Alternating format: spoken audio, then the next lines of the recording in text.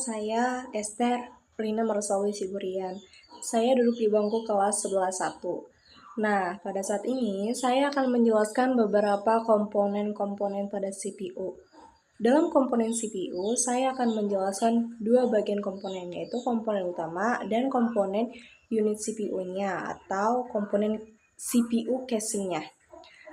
Untuk lebih jelasnya, bisa kalian simak dengan baik-baik ya. Oke, jadi di bagian ini saya akan menjelaskan komponen CPU yang bagian unit CPU-nya atau komponen bagian CPU casing-nya. Nah, dalam komponen CPU casing-nya ini terdapat 10 bagian. Yang pertama itu adalah bagian komponen motherboard. Pada komponen bagian motherboard inilah papan utama semua komponen terpasang dan saling terhubung. Adalah komponen prosesor atau CPU. Di komponen prosesor ini adalah termasuk otak komputer, yang dimana otak komputer ini akan memproses dan mengatur segala instruksi atau data-data yang ada di komputer. Yang ketiga itu adalah RAM atau Random Access Memory. Di RAM ini adalah memori sementara yang menyimpan semua data atau instruksi yang sedang kita gunakan. Yang keempat adalah komponen power supply.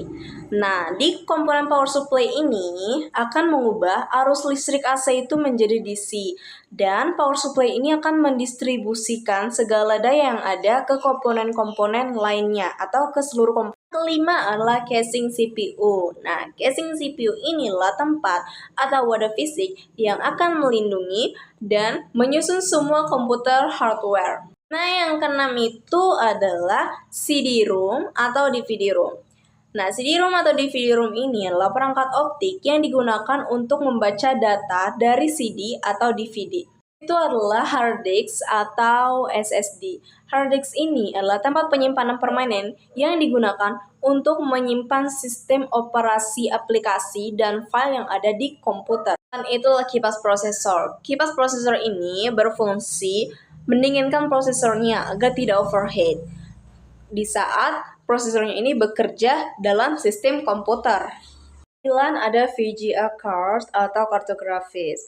VGA card ini akan mengolah data-data visual yang ada dan mengirimkannya itu ke semua tampilan yang ada di sebuah monitor yang ada di komputernya itu. Yang terakhir itu adalah komponen sound card.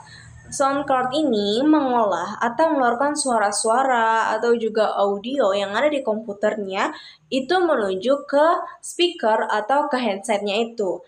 Itulah ke-10 komponen CPU casing-nya. Nah, selanjutnya itu adalah ada komponen utamanya. Nah, komponen utamanya itu ada 5. Untuk lebih jelasnya bisa kalian simak ya. Ada komponen ALU atau Arithmetical Logic Unit. ALU ini adalah tempat melakukan operasi hitung-menghitung atau aritmetika. Sesuai dengan judulnya, itu aritmetika, berarti ada hitung-menghitung.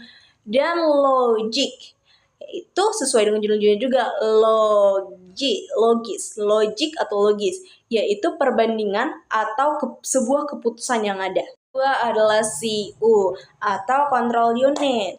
Nah, control unit atau CU ini akan mengontrol semua jalannya instruksi dan mengatur alur data ke komponen-komponen lainnya.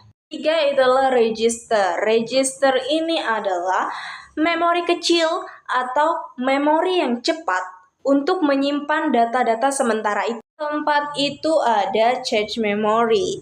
Di cache memory ini, memori yang cepat akan menyimpan segala data atau instruksi yang digunakan agar CPU-nya itu bisa berjalan dengan baik. Bagian terakhir komponen utama atau di bagian kelima adalah bus atau interkonvensi, di mana interkonvensi ini merupakan jalur yang akan menghubungkan dan juga akan mentransfer segala data-data yang ada di bagian dalam CPU itu. Nah, jadi itulah beberapa komponen-komponen utamanya dan juga komponen-komponen CPU casing-nya. Sekian dan terima kasih. Sampai jumpa.